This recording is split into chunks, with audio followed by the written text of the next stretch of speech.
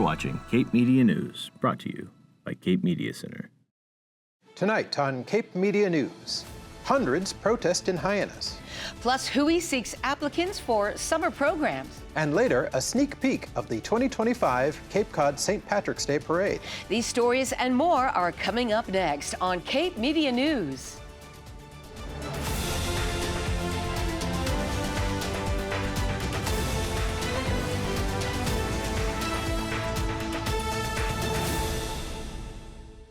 Good evening and welcome to Cape Media News, your source for hyperlocal news that matters. I'm Jamie Horton. And I'm Suzanne Tenaire. Nearly 400 people gathered at the Airport Rotary in Hyannis on Tuesday afternoon, protesting the policies and leadership of President Donald Trump and business mogul Elon Musk. The demonstration, which saw significant public support, was part of a larger movement calling for change. News director Mitch Sock has more.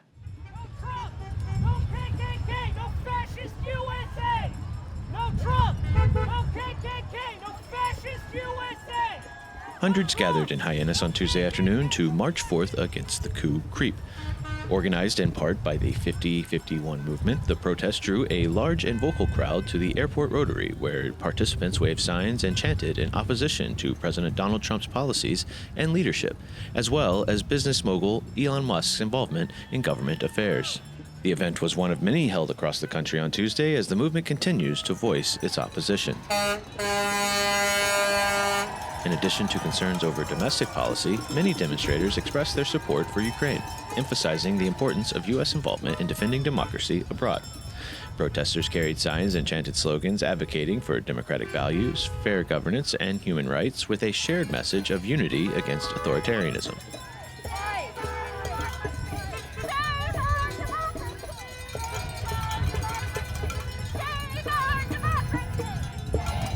Despite the passionate atmosphere, the demonstration remained peaceful and organized. While many onlookers stopped to observe, some pedestrians appeared surprised by the commotion. At least one passerby initially mistook the loud chanting and honking for a potential altercation, though no incidents were reported and participants maintained a respectful and orderly presence.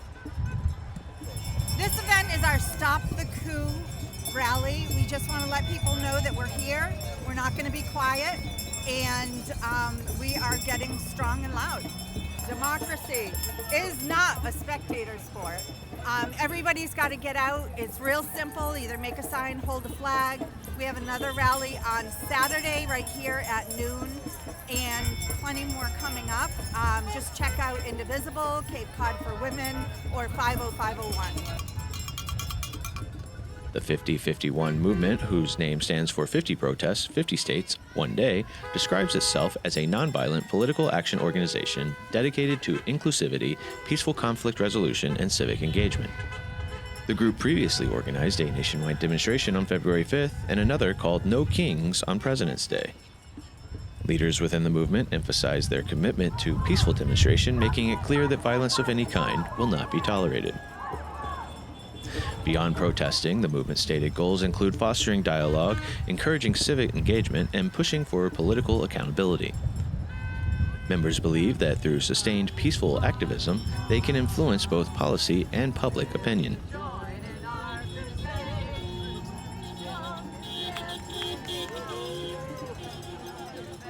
As political tensions continue to rise, movements like 50-51 are drawing national attention. Whether their efforts will lead to tangible changes in policy or governance remains to be seen, but for now, their message is being heard in communities across the country. For Cape Media News, I'm Mitch Sock.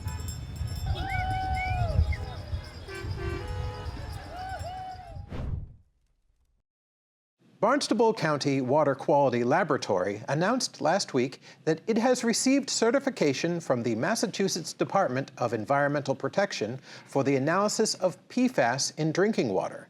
This achievement makes the lab one of 5 in Massachusetts equipped to conduct PFAS testing, which is a vital step in addressing the region's water contamination. With this new certification, the Water Quality Lab will play a critical role in monitoring PFAS levels in local water sources. This is essential for ensuring compliance with state and federal drinking water regulations and providing municipalities, water departments, and private well owners with reliable data to safeguard public health.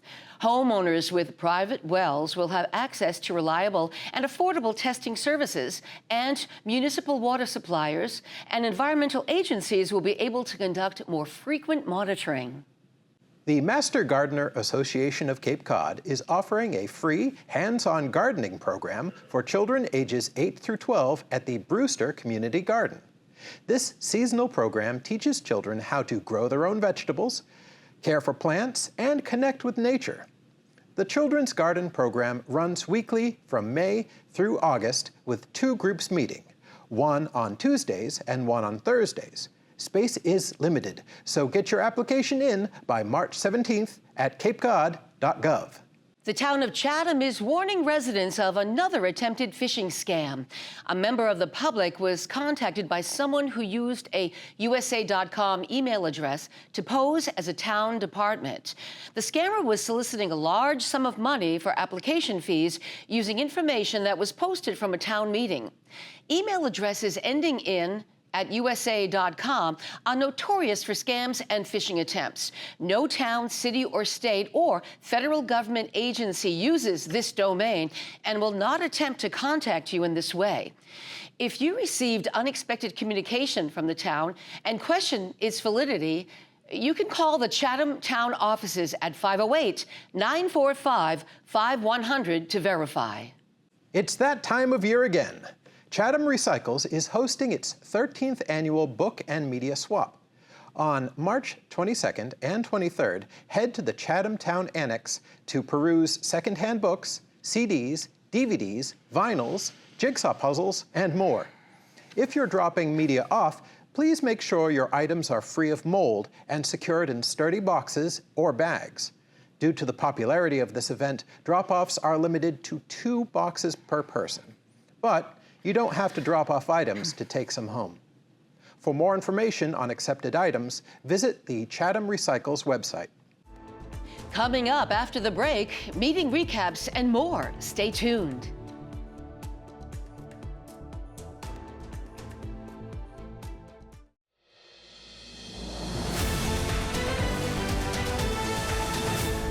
Welcome back to Cape Media News. The towns of Barnstable, Harwich, Chatham, and Dennis had select board and town council meetings this week, and news director Mitch Sock has the details. In Barnstable last week, the town council meeting started with Lieutenant Colonel Patrick McNamara leading the Pledge of Allegiance, and the council held a moment of silence for longtime administrator Donald Grissom. Public comment covered zoning, overdevelopment, and concerns about PFAS contamination in Hyannis water. One resident highlighted a lack of medical awareness on PFAS exposure, saying doctors don't even ask about PFAS exposure. It's shocking how little awareness there is. A major debate centered on the 2025 housing production plan. Supporters called it a necessary step for meeting housing goals, but many residents and councilors argued it lacked clear strategy. In the end, the council withdrew the plan for revisions. The town also discussed wastewater funding, approving a $100,000 transfer for storm damage repairs and authorizing funding requests for school building improvements. Finally, concerns were raised about Vineyard Wind's financial stability and its pledged funds for Barnstable projects. Some residents urged the town to demand transparency from the company. In Harwich this week, residents urged the town to take action on sewer installation in Great Salt Lakes to protect water quality. They warned that without funding now, it may not happen for years. In relation to the proposed sale of 6 town-owned parcels, resident Patrick Otten sought clarification on what low value meant. I'm curious, just how do you define low value? What's the criteria for low value? Low value to whom, to what? Are you talking about the crickets and the birds that live on that property? Are you talking about just cash receipts? Are you talking about aesthetic quality? What about just having green space? I'm asking that the select board review this impetus to sell property of low value and just what is low value, how is that defined? Thank you. The board discussed allocating $1.5 million for the Affordable Housing Trust, with some arguing it was necessary for future housing opportunities, while others worried about spending without a specific plan. The funding was ultimately approved. A proposed $25,000 for the Historic District Commission was rejected as part of the budget, but will go to a separate town meeting vote. The board voted to reinstate stairs on town-owned 23 Wildflower Road, despite questions over deed restrictions. Some residents insisted the donor's intent should be honored, while others pointed out previous repairs had set a precedent. Dan Pelletier was interviewed as a wastewater management consultant. He outlined plans to address sewer needs and collaborate with neighboring towns. The board discussed a policy restricting animals in town buildings. Concerns were raised over its impact on service and therapy animals. They agreed to gather more information before making a decision. The board will finalize the town warrant this month and revisit pending votes next meeting. Over in Chatham, the meeting opened with an executive session before diving into a packed agenda. First up, the board reviewed a citizen petition to change the makeup of the Affordable Housing Trust Board. Town council ruled that removing select board members entirely was not legally permissible, but a revised petition limiting the membership to one select board member could move forward. The board encouraged her to submit the updated petition before the March 11th deadline. Next, a tax relief petition for a property on 330 Cedar Street, which has been in a tax title since 2011, sparked debate. Town council raised constitutional concerns about using public funds for private benefit, but the petitioner argued it served the public good. The board agreed to place the petition on the warrant while seeking alternative solutions. Speed limits were also a hot topic. A police study showed most vehicles on Stage Harbor Road stayed within the 30 mile per hour limit, but residents pushed for a reduction to 25 miles per hour. The board discussed adding speed advisory signs and requested a related warrant article. The board approved Eversource's request to install underground conduit on Shore Road and granted Supreme Fairs permission to host 2 craft fairs with conditions for traffic control and waste management. Airport improvements, stormwater bylaw revisions, and a Conservation Commission membership change were all approved for the warrant. However, an amendment allowing Financial Committee members to serve on other committees led to a split 2-2 vote, meaning it will appear on the warrant without recommendation. On the housing front, the board supported adopting the Seasonal Communities Act and discussed expanding it to include fishermen. A proposal to use short-term rental tax funds for town-owned housing projects faced pushback, with the board requesting a revised article. The meeting wrapped up with the board returning to executive session, and the next meeting is set for March 11th, where draft articles will be reviewed before the March 18th warrant deadline. And lastly, in Dennis, the board approved the fiscal year 2026 budgets for both the Dennis-Yarmouth Regional School District and Cape Cod Regional Technical High School. With rising out-of-district tuition costs and increasing student enrollment, the town of Dennis will contribute over $21.5 million to the DYRSD and $2.1 million to the tech school. The board approved a petition for temporary repairs to Lombardi Heights Road, ensuring improvements for residents at an estimated cost of $525,000. In shellfish news, the board denied the renewal of an aquaculture license after failure to meet probationary requirements. The Shellfish Committee and Harbormaster backed the decision. Harbor fees are going up, with the board approving a fee hike for slip rentals, moorings, and parking, expected to generate over $100,000 in additional revenue. Transient slip fees will be reviewed further. The board also appointed former legislator Cleon Turner to explore converting an unused town-owned property into affordable housing. This will be reviewed at the town meeting. In financial moves, the board approved a $500,000 transfer to the town's OPEB trust fund and a $30,000 allocation for a community center feasibility study using CDBG funds. The fate of the Wixon School remains undecided, as demolition costs are high, ranging from $1.5 million to $4 million. The board deferred a decision for another year. And finally, veterans tax exemptions got a boost, with the board voting to increase property tax relief for qualifying veterans up to 100%. And that's it for this week. For Cape Media News, I'm Mitch Sock. Coming up after the break, Hui Summer Program, sports, and more.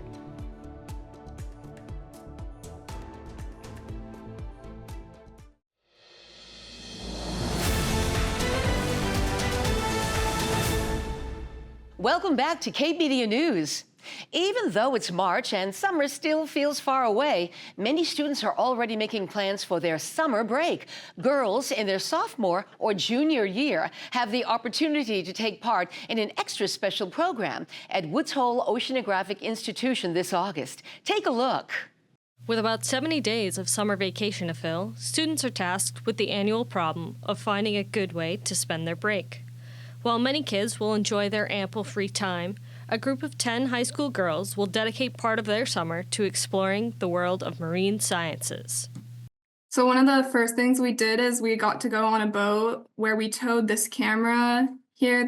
You can see me actually putting in the water with some other fellows, and we got to actually see what was going on under the boat, under the water, which was really cool. That's the voice of Nadia Pavlov, a participant of Woods Hole Oceanographic Institution's free summer fellowship program, O STEAM Powered Women.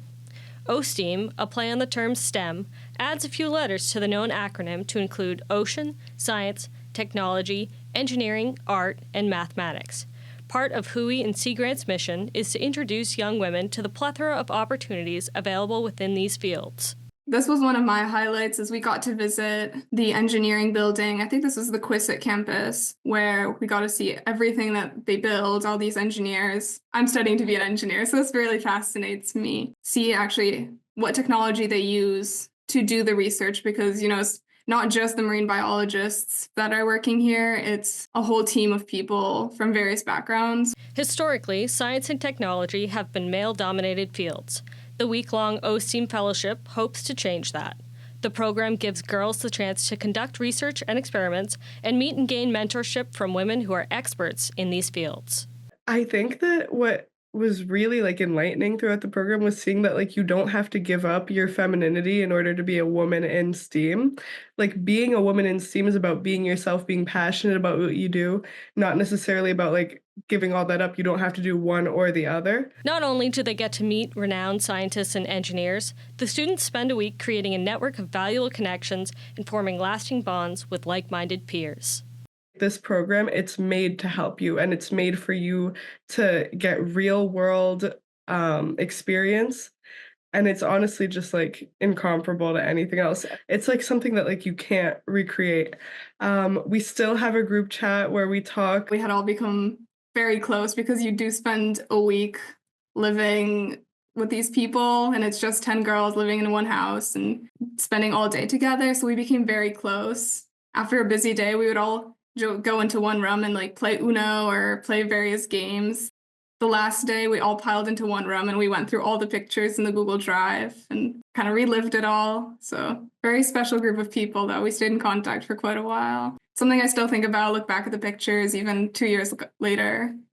Heads up, girls. The deadline to apply for this year's OSTEAM Women's Fellowship is next Friday, March 14th. Any sophomore or junior residing in Massachusetts is eligible to apply on the Hui Sea Grant website.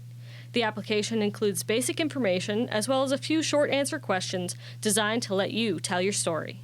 Tell us about yourself. It's really a chance for us to learn more about you. So don't be afraid to make them very personal and really share about yourself so that we understand why you're excited about the program and why you should be one of our fellows.